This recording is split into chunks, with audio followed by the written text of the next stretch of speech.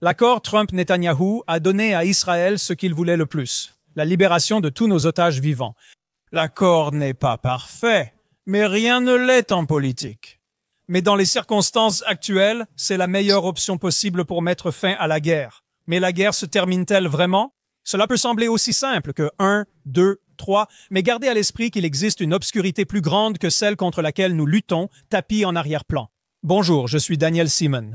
Merci de me rejoindre sur Straight Up au studio JNS à Jérusalem. La politique et la diplomatie ne relèvent pas de la magie. Ce sont des processus à tester et évaluer avec le temps. L'accord Trump est conçu pour durer sur le long terme. Il propose une évaluation, un bilan périodique et une prise en compte des réalités afin d'avancer vers ses objectifs. La société occidentale est façonnée par le consumérisme. Elle a été programmée pour l'immédiateté. Nous voulons des résultats immédiats et une satisfaction rapide. Nous voulons des résultats maintenant, la satisfaction maintenant, la paix maintenant, une gratification immédiate. Nous savons tous faire des calculs de base. 1 plus 2 égale 3. Mais peu d'entre nous ont la patience même pour l'algèbre la plus simple, où la réponse n'est pas visible et où les variables mettent du temps à révéler leur signification. Par notre quête d'immédiateté, nous avons perdu la stratégie à long terme et l'esprit de patience pour construire et endurer. C'est un problème car nous ne sommes pas seuls sur la scène mondiale. Le monde islamique est également impliqué. Donc, si vous avez compris mon allégorie algébrique, contrairement à l'Occident, l'islam agit discrètement et patiemment sur le long terme pour viser la suprématie mondiale. Les événements en Israël sont liés aux événements mondiaux. Le but de nos ennemis reste axé sur l'anéantissement d'Israël, mais par d'autres moyens. Le journaliste israélien Eldad Beck, déjà interviewé ici, a publié cette semaine une analyse percutante sur les réseaux sociaux à propos du processus d'inversion utilisé contre les Juifs depuis des générations.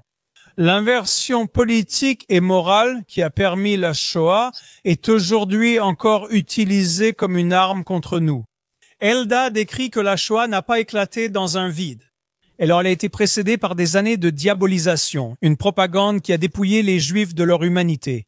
Les persécutés étaient montrés comme persécuteurs, les victimes juives décrites en fauteurs de guerre, conspirateurs mondiaux et cause de tous les maux.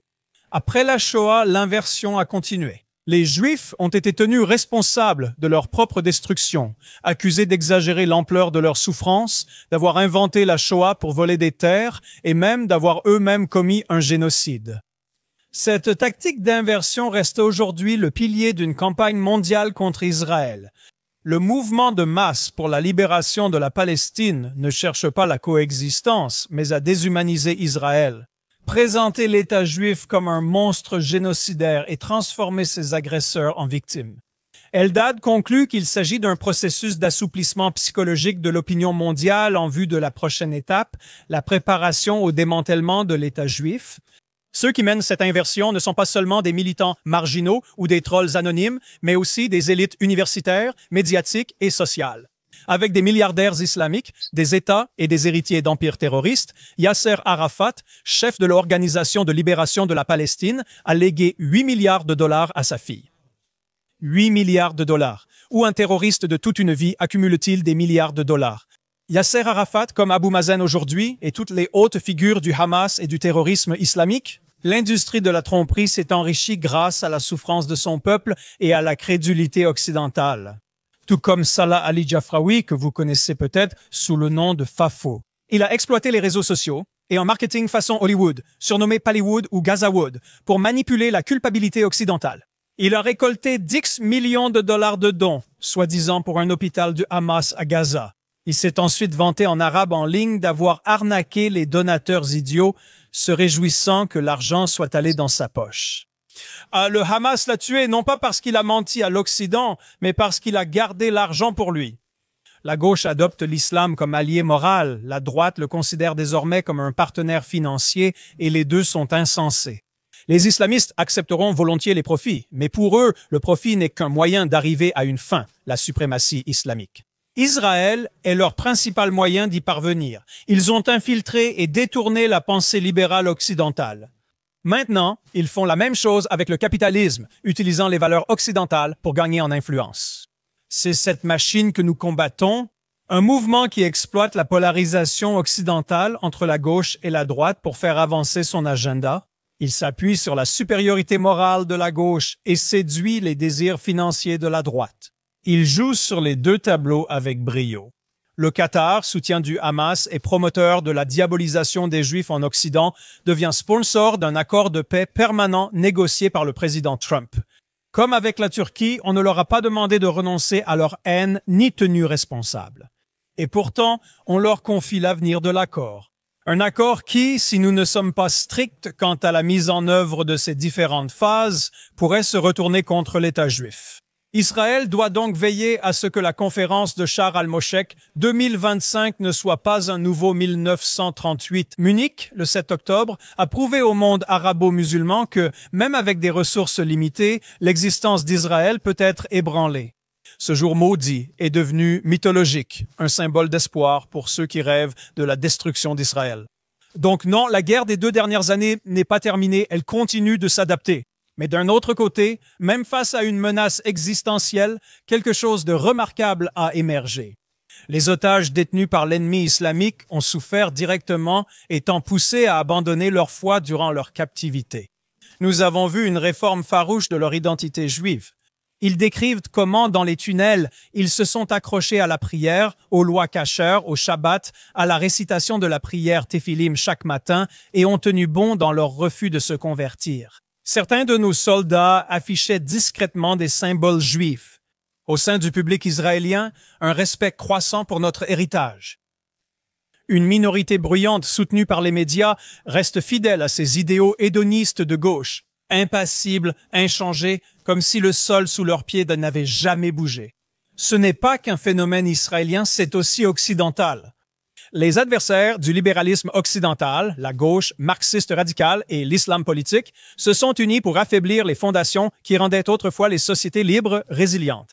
Ils attaquent la foi, la famille, la tradition et l'identité car ils savent que ces piliers permettent à une communauté de résister à la tyrannie. La gauche, en déconstruisant chaque norme, a vidé le cœur moral de la civilisation occidentale. Ils ont vidé la religion, la fierté nationale et la famille nucléaire de leur sens et de l'idée que certaines choses valent la peine d'être défendues. Les islamistes, quant à eux, exploitent ce vide. Ils surfent sur la vague du relativisme moral, dissimulant leurs ambitions suprêmes sous le langage des droits de l'homme. Ils instrumentalisent la culpabilité occidentale, infiltrent nos institutions et utilisent nos libertés pour démanteler nos défenses. La survie. La véritable survie exige de la patience, du processus, de la discipline. Les ennemis de la liberté le comprennent. Ils jouent sur le long terme. Trump et son administration, Netanyahou et son gouvernement, eux aussi le comprennent et ils se concentrent sur le long terme. Si nous n'apprenons pas à penser sur le long terme et à construire au lieu de seulement réagir, nous perdrons bien plus que des guerres. Nous perdrons même la capacité de voir ce qui mérite d'être défendu. Alors, que faisons-nous de tout cela? Nous rappelons que notre identité religieuse et nationale n'est pas un luxe mais un bouclier, que les valeurs ne sont pas une abstraction mathématique mais la colonne vertébrale de la résilience.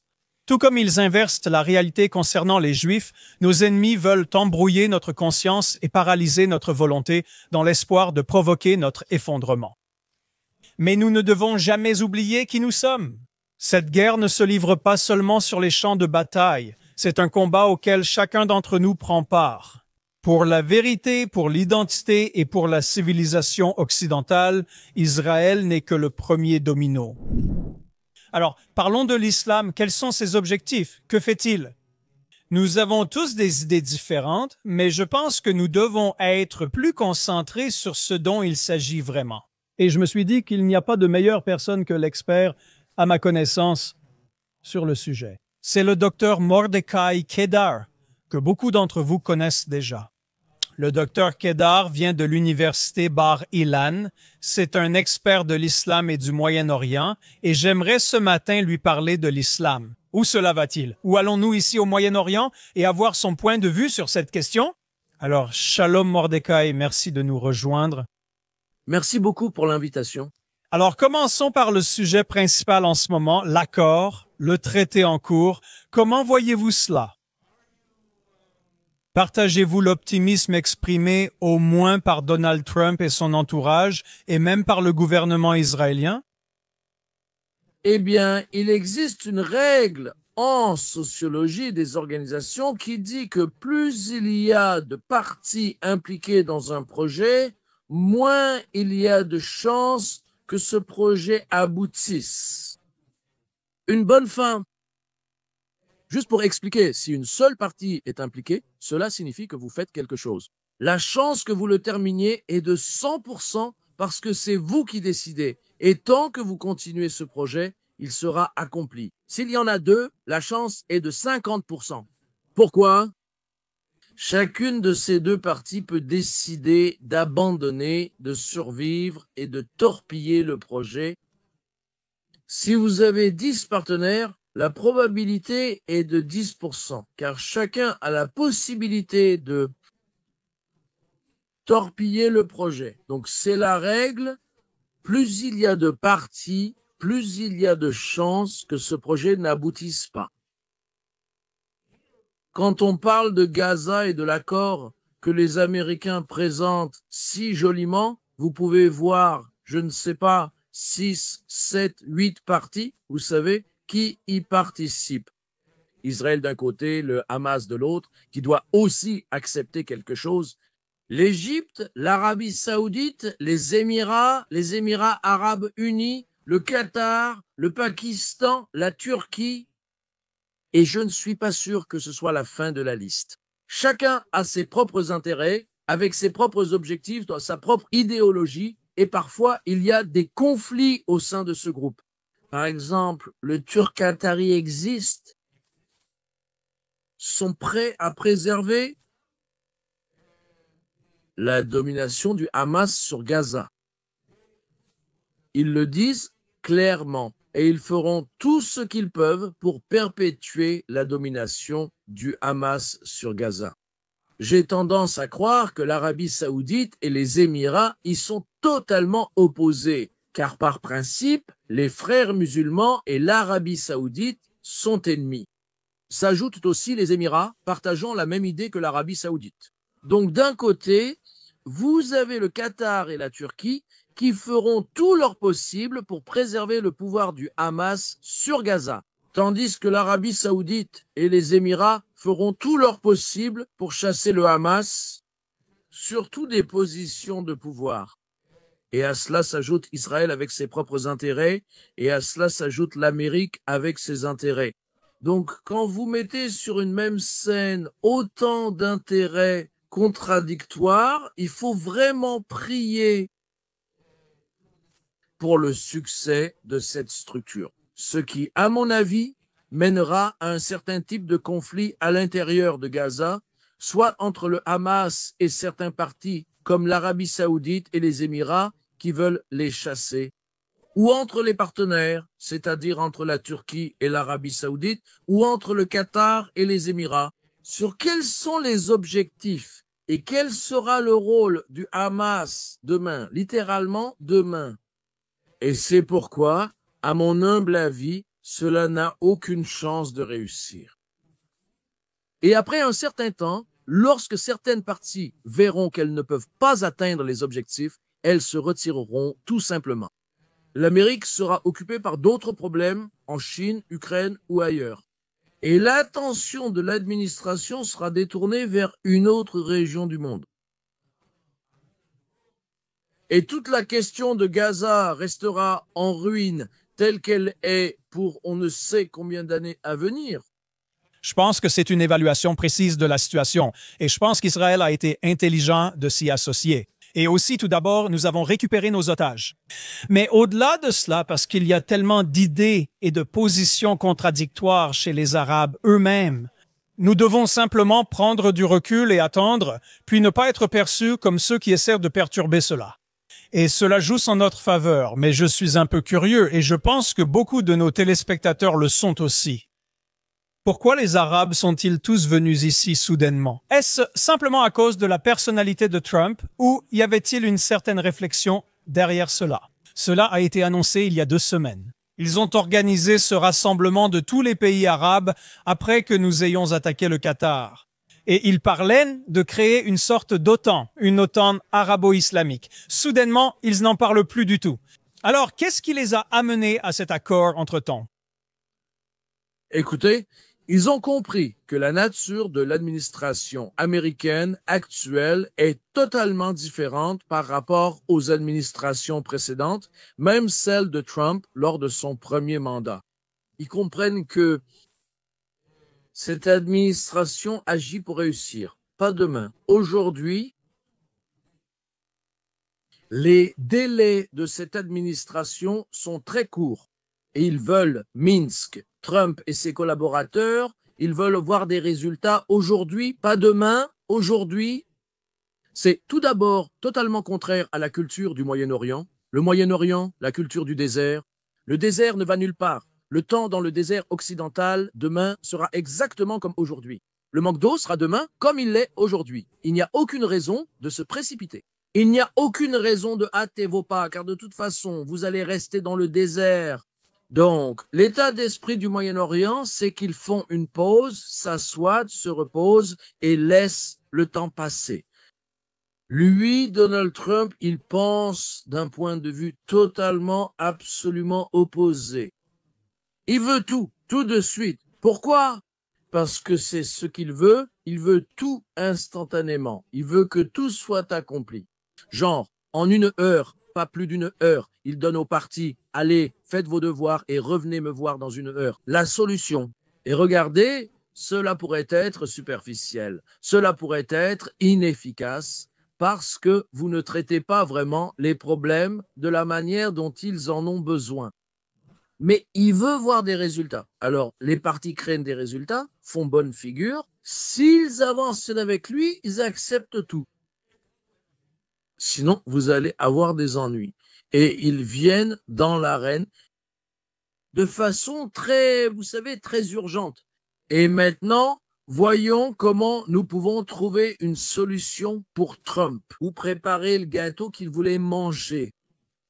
Donc, et c'est pourquoi, à mon humble avis, il y a trop d'intérêts contradictoires qui sont mis dans ce gâteau. Il n'y a donc aucun moyen que ce gâteau soit comestible à la fin de la journée. Mais au moins, il a le sentiment d'avoir apporté la paix dans 8 domaines du monde, ou du moins récemment. Bien sûr, il lui reste une énigme très difficile à résoudre. Et il s'agit du dossier Poutine-Zelensky, du conflit ou de la guerre.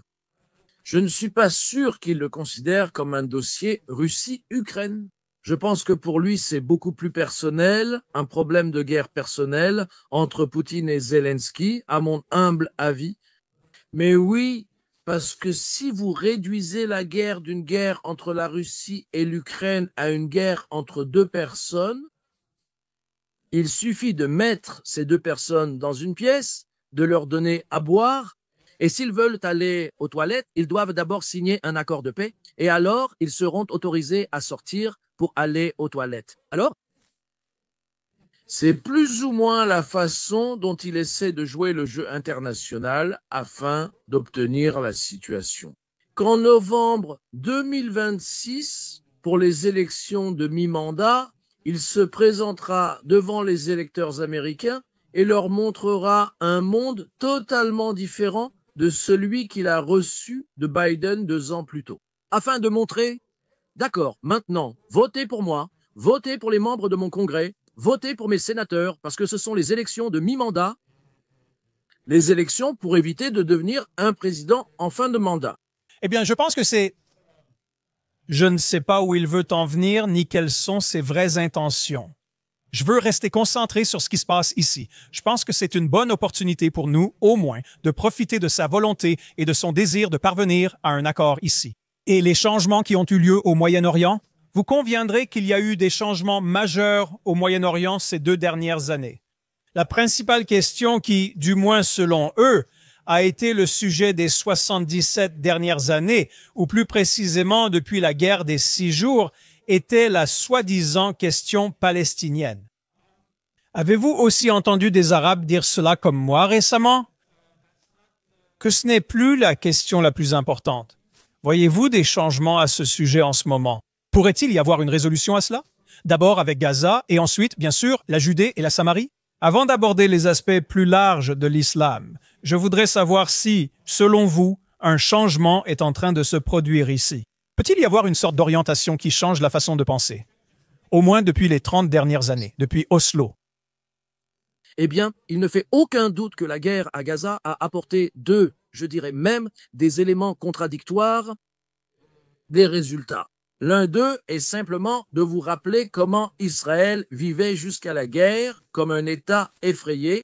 Nous avions tellement peur du stock de missiles au Liban, 150 000 missiles. Certains sont précis ou des missiles de précision. Nous avions peur de Gaza et nous avions peur de l'Hizballah. Comme vous vous en souvenez, 3 drones qui ont pris des photos de la plateforme Karish ont en fait poussé Lapid à signer des frontières maritimes avec le Liban. Et Israël avait peur de l'Iran. Israël craignait les milices en Syrie, Irak et au Yémen. Et à la fin des 2 jours, 2 ans de guerre, l'Iran, nous avons attaqué l'Iran sans aucune restriction. Nous avons détruit les armes stratégiques du Hezbollah. Nous avons presque totalement détruit le Hamas. Les Houthis pensent leurs blessures de toute façon. La Syrie n'est plus sur la liste des soutiens iraniens. Les milices en Irak sont aujourd'hui sans aucune arme. Donc, clairement, Israël a réussi à changer radicalement le Moyen-Orient, passant d'un Moyen-Orient sous la menace chiite iranienne à un Moyen-Orient libre de toute menace iranienne, ou presque totalement. Mais maintenant, ce que vous pouvez voir, c'est que l'axe sunnite émerge des ruines. La Turquie, le Qatar, l'Arabie saoudite, l'Égypte, tous ces acteurs sont sunnites. Ils commencent maintenant à reprendre ce qu'Israël a laissé au Moyen-Orient, parce que puisqu'il n'y a pas de vide politique, les voilà, ils sont aspirés dans ce vide qu'Israël a créé. Et maintenant, ils essaient de diriger l'endroit. Cependant, ils ont des conflits internes. Le Qatar et la Turquie d'un côté, l'Égypte, l'Arabie saoudite et les Émirats de l'autre côté. Et maintenant, les tensions entre ces 2 blocs ou sous-blocs se font concurrence à Gaza. En leur permettant de venir à Gaza après nos échanges avec le Hamas, de cette façon, ce sont les changements tectoniques du Moyen-Orient. Je n'ai aucune idée d'où cela va mener, parce que cela pourrait mener à une situation où Gaza deviendrait exactement comme ce dont rêve le président Trump, deviendrait un État pacifique. Une terre paisible avec un grand port qui pourrait servir de corridor entre l'Est et l'Ouest. Oui, et c'est une bonne, disons, réalisation d'un rêve dont Israël pourrait certainement bénéficier et peut-être même en faire partie. Cependant, si nous revenons à la théorie du trop de cuisiniers dans une seule cuisine, si cela ne fonctionne pas, Gaza restera en ruine pour on ne sait combien d'années. Elle restera peut-être même avec le Hamas ou d'autres militants contrôlant l'endroit. Elle continuera d'être misérable. Un bout de terre qui nous exportera des problèmes, peut-être aussi vers l'Égypte. Et c'est aussi un scénario possible. Donc cela pourrait aussi être une conséquence de ce qui se passe aujourd'hui. L'administration Menkran sera remplacée ou poursuivra un second mandat. Je l'ignore. Donc nous devons être préparés à tous les scénarios possibles vis-à-vis de Gaza. Et Israël doit savoir comment se comporter en Judée et en Samarie d'une manière qui ne nous mènera pas à la même situation qu'à Gaza. Et c'est, je pense, la conclusion la plus importante que nous devons tirer de ce qui s'est passé au cours des 2 dernières années à Gaza. Tant que l'endroit est dirigé par une idéologie, quelle qu'elle soit, une idéologie nationaliste comme l'Organisation de libération de la Palestine ou une idéologie islamique comme c'est le cas du Hamas, les 2 idéologies sont totalement opposées à la simple existence de l'État d'Israël. Et c'est pourquoi il existe soit des organisations terroristes actives comme le Hamas, soit des organisations terroristes qui attendent l'opportunité, comme l'Organisation de libération de la Palestine. Ce sont des organisations terroristes. Israël doit avancer ou a déjà avancé dans une autre direction, ce qui retirera le tapis sous les pieds de l'Organisation de libération de la Palestine et du Hamas. Et c'est la solution de l'émirat. Cela signifie établir un émirat à Hébron pour les clans de Hébron. Et cet émirat pourrait être comme Dubaï ou Abu Dhabi. Un autre émirat à Naplouse pour les clans de Naplouse, qui sont des clans différents. Un autre à Ramallah, un autre à Jéricho, un autre à Tulkarem, à Kalkilia et à Jénine aussi, tandis qu'Israël devrait rester à jamais dans les zones rurales, les annexer à Israël avec 100% de ce qu'ils appellent les colonies. Et tous ces émirats seront soit totalement indépendants, soit autonomes. Ce point doit être décidé. Et s'ils veulent avoir une fédération, qu'ils aient une fédération, cela signifie que l'autorité palestinienne pourrait se transformer en une fédération ou une structure fédérale tant qu'ils n'ont pas de continuité territoriale. Et chacun d'entre eux a des accords avec Israël concernant l'importation, l'exportation, l'approvisionnement en eau, les eaux usées, l'électricité, tout ce dont ils ont besoin, Israël sera avec eux. Dans un accord de paix, les clans de Hébron ont déjà annoncé qu'ils veulent un émirat à Hébron qui rejoindra les accords d'Abraham à leur manière. Contrairement à l'Organisation de libération de la Palestine et à l'autorité palestinienne qui sont totalement contre les accords d'Abraham, tout comme le Hamas. Ce service est-il soutenu parmi, disons, les Émirats, par exemple, qui font partie des accords d'Abraham? Soutiendrait-il quelque chose comme ça? Ou préfère-t-il ne pas intervenir pour l'instant? Qui Les Émirats, les pays qui font partie des accords d'Abraham, accepteraient-ils ce principe ou préfèrent-ils le laisser à les Palestiniens disent? Les clans de Hébron n'ont rien à voir avec les clans de Naplouse ou de Jéricho. Ils ont une culture différente, une langue différente, même un état d'esprit différent, des intérêts différents, et ils doivent s'occuper d'eux-mêmes. Et c'est exactement comme Dubaï, Abu Dhabi, le Koweït et le Qatar. Chacun a été établi selon les plans locaux et il dirige l'endroit pour le bien des clans et le bien de tous les autres. Et c'est la même idée que je veux mettre en œuvre en Judée et en Samarie dans chaque ville. Et cela leur donnera une bonne vie et nous apportera aussi la sécurité et une bonne vie. Eh bien, cela semble prometteur. Et je pense que la direction que nous avons prise de ces 2 dernières années peut-être renforce cette orientation. Je voulais prendre un moment, et parce que la question de l'islam est plus vaste que le seul Moyen-Orient, et nous savons qu'il y a des différences entre eux. Vous avez mentionné les chiites et les sunnites, ainsi que les différents aspects nationaux de cela. Mais lorsqu'il s'agit de l'Europe, par exemple, ou de leur expansion en Afrique, et maintenant aussi aux États-Unis, ils sont concentrés sur une seule chose, la suprématie de l'islam. Il y a des différences entre eux. Ils ne les mettent pas en avant. Peut-être as-tu plus d'expérience que moi dans ce domaine. Peut-être que je ne l'identifie pas dans ce qui se passe en Europe, mais ils ont un objectif pour l'Europe. Ce n'est pas un mouvement innocent là-bas. Peux-tu développer là-dessus? Pas du tout. La migration vers les terres des infidèles est l'une des facettes du djihad. Le djihad est en réalité un concept très vaste qui vise à placer le monde d'Allah, le suprême, au-dessus des mondes des koufars, c'est-à-dire les infidèles. C'est là l'objectif ou le but philosophique du djihad. Cela peut être le djihad par l'épée, c'est-à-dire, comme on dit, les attentats et tout ce qui s'ensuit. Mais le djihad peut aussi se faire par d'autres moyens, comme la darwa, c'est-à-dire inviter les gens à l'islam, répandre l'islam par la darwa. Sois gentil, sois gentil. Par la migration, par le taux de natalité.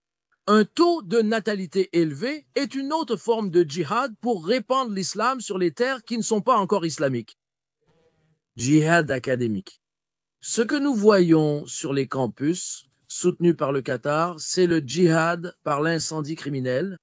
Quand ils brûlent des églises, des synagogues, des bosquets, peu importe, vous savez, comme ça, c'est le djihad par l'incendie criminel. Il y a le djihad économique. Le boycott des investissements et sanctions fait partie du djihad économique qui, vous savez, est discuté dans la charia depuis déjà des centaines d'années. Comment vous pouvez gérer le djihad par l'économie ou par des moyens économiques? Et il existe toutes sortes de djihad, comme le djihad médiatique. Al Jazeera, par exemple, selon sa propre définition, est un djihad médiatique visant à recruter des personnes pour le djihad à travers les médias ou les réseaux sociaux. C'est aussi une forme de djihad. Toutes ces facettes sont différents visages de djihad. Donc, puisqu'il existe une interprétation du djihad selon laquelle chaque musulman, où qu'il soit, qui qu'il soit et où qu'il vive, doit mener le djihad de la manière qu'ils en sont capables, soit boycotter les produits israéliens, américains ou d'autres infidèles, ne pas les acheter afin de les affaiblir financièrement, ou même prier pour le succès des djihadistes fait partie du djihad. Priez, tu dis, priez. Prier. Tu sais que quelqu'un va prier Allah En pleine rue, ce qu'on voit en Europe, aux États-Unis, à Times Square. Mais ils sont tous dehors, tu vois. Ils ont maintenant plus de mosquées dans le monde occidental qu'ils n'en ont jamais eu. Et pourtant, ils descendent toujours dans la rue. Ce n'est pas innocent. C'est une démarche délibérée de leur part pour montrer leur suprématie. qu'ils s'approprient la sphère publique dans le but de répandre l'islam et de convertir le Dar al-Kharb en Dar al-Islam. Avec de bons moyens, inutile de tuer, il suffit d'attendre une génération. Et de toute façon, ils ne vont nulle part parce qu'ils ne mettent pas d'enfants au monde. Et tu sais, ils ont le temps. Ça pourrait prendre 10 ans, 20 ans, 30, 40, 100 ans. Ça ne fait vraiment aucune différence.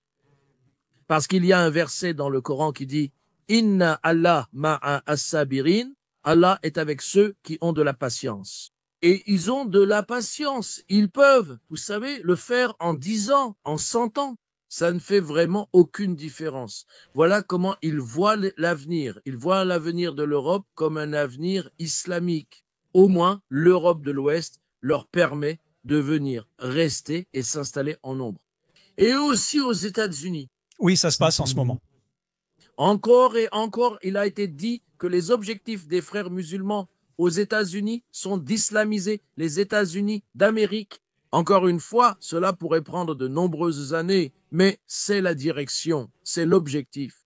Et il y a suffisamment de preuves, de documents qui ont été trouvés, des extraits vidéo dans lesquels ils parlent de convertir les États-Unis à l'islam. Nous devons donc les croire car ils disent ce qu'ils pensent et pensent ce qu'ils disent. Les gens oublient que nous en avons fait l'expérience soit directement au cours du siècle dernier, soit à travers nos grands-parents, etc. C'est notre domaine, notre histoire. Les gens oublient que les 100 dernières années ont été, je dirais peut-être 90 ans. C'était un peu inhabituel avec l'islam parce qu'avant la Première Guerre mondiale, ils contrôlaient une grande partie du Moyen-Orient. Ils étaient en pleine puissance. Qu'est-ce qui a causé le déclin de l'islam ou de l'Empire ottoman, etc.? Et y a-t-il quelque chose que nous pouvons en tirer ou aborder, ou allons-nous être confrontés à une montée de l'islam? Écoute, quoi qu'ils fassent, ça les mènera vers un endroit meilleur. S'ils restent dans leur pays et prennent des mesures, les islamistes contrôlent des pays comme la Syrie, comme la Turquie, qui, il y a 100 ans, lors de sa fondation, était un pays totalement laïque avec l'idéologie laïque de Mustafa Kemal Atatürk. Regardez la Turquie aujourd'hui, dirigée par l'organisation semblable aux frères musulmans, Erdogan, qui pense exactement comme le Hamas. C'est certainement une grande réussite pour l'islam politique. Regardez, la Syrie était sous Assad, qui n'était même pas musulman, Assad était alaouite et il a combattu les islamistes avec férocité. Lui et son père, depuis les années 70 du siècle dernier, regardaient la Syrie aujourd'hui, prise en main par des diplômés de Daesh comme Julani et ses amis. D'accord, regardez. Le Qatar, un pays qui a été établi comme un pays tribal, comme Abu Dhabi, comme Dubaï, et qui s'est transformé en le pire soutien du terrorisme dans le monde entier. Parraine des organisations comme le Hamas et d'autres, et bien sûr achète des politiciens, achète des institutions académiques, des médias, des influenceurs, à droite, à gauche et au centre, à droite, à gauche et au centre, Eden Whitcock. La fin du président Trump est liée à eux financièrement. Donc, voici le Qatar. L'Iran, qui était laïque sous le Shah, est devenu islamiste. Donc, on ne peut pas ignorer le phénomène que des pays qui, il y a 100 ans ou moins, étaient laïques, étaient beaucoup plus, je dirais, normaux, selon les critères occidentaux, sont devenus islamistes. Dans les pays d'origine et dans les terres d'immigration comme l'Europe et l'Amérique aussi, ils s'installent, ils arrivent en grand nombre, ils s'installent et créent toutes sortes d'organisations. Et ils influencent la politique étrangère des pays à un point tel que la France, la Grande-Bretagne, l'Espagne, qui souffrent clairement d'une immigration très importante, détournent leur politique étrangère d'une position pro-Israël à une position anti-Israël, soutenant l'État palestinien uniquement parce que les masses d'électeurs exigent le changement des politiques dans ces pays. Donc, ils occupent non seulement la terre des infidèles en Europe, mais ils occupent aussi la politique des infidèles ou ce qu'ils reçoivent. Ils occupent la sphère publique, ils occupent l'économie, parce que dans de nombreux endroits, des branches de l'économie sont entre leurs mains, comme les transports, comme l'alimentation, toutes ces choses-là. Elles sont prises par les migrants, dont 95% sont des musulmans venant des pays arabes et islamiques. Donc, c'est en fait ce qui se passe. Nous devons le voir dans une perspective large, pour comprendre comment le monde change, à la fois dans les pays d'origine et dans les pays d'accueil, à cause de leur nombre qui est exorbitant. Vous savez, il y a 1,5 milliard de musulmans dans le monde, et le monde est, vous savez, très flexible en ce qui concerne les déplacements de population aujourd'hui. Contrairement à il y a 50 ans, avec des frontières claires. Maintenant, les frontières de l'Europe sont en train d'être effacées. Toutes sortes de règles et de réglementations permettent à des masses de venir en Europe, même sans invitation, sans papier, par la contrebande. Dans ces pays, et les seuls pays européens qui resteront seront les pays d'Europe de l'Est, comme la Hongrie, la République tchèque, la République slovaque, la Pologne, tous ces pays qui tiennent à préserver leur culture et n'autorisent pas les migrants à venir dans ces pays, et ils resteront beaucoup plus longtemps en tant que pays, en tant qu'État, en tant que nation. Bien après que l'Europe sera partie à la dérive, l'Europe occidentale sera partie à la dérive. Ce sont aussi les pays ayant résisté à l'invasion de l'islam il y a plusieurs siècles. Peut-être que ce sera encore leur rôle. Oui, apparemment, c'est en quelque sorte la culture de ces nations dont ils font partie. Contrairement aux Français, aux Britanniques, aux Hollandais, aux Espagnols, qui sacrifiaient leur culture sur l'autel d'un rawat pour faire venir des migrants afin qu'ils travaillent pour eux, pour les nourrir, pour les habiller, parce que ces gens-là ne veulent pas travailler.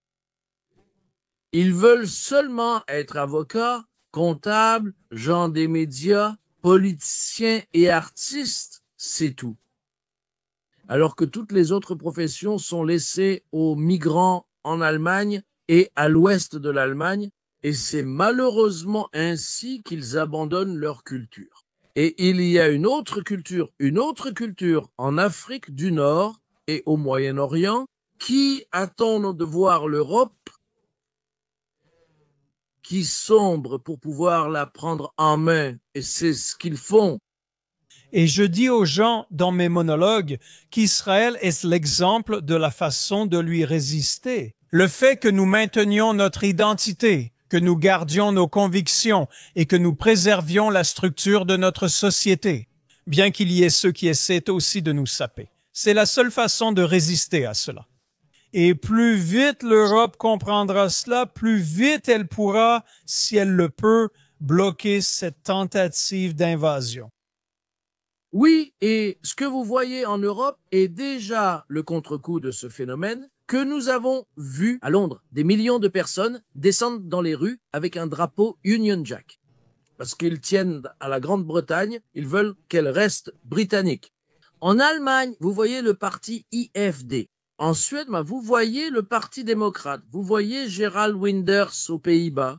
Et donc, oui, il y a une sorte de réaction en Europe contre la migration. Cependant, ces personnes, disons, de droite, n'ont pas plus d'enfants que celles de gauche. Donc d'accord, aujourd'hui, ils disent ce qu'ils disent et ils agissent comme ils agissent. Que se passera-t-il dans 30 ans? Eh bien, ici, en Israël, nous disons que les enfants sont notre avenir. Michael Jackson l'a dit. Ils y doivent l'adopter aussi, Dr Mordecai Kedar. Nous aurions pu parler beaucoup plus longtemps, mais nous allons garder ces idées générales. Je tiens à vous remercier d'avoir été avec nous aujourd'hui et continuez votre travail important de transmettre le savoir aux personnes qui souhaitent l'écouter. Merci d'être avec nous dans Straight Up. Je suis Daniel Siman et je vous remercie de votre présence aujourd'hui. Je reviens la semaine prochaine. Merci.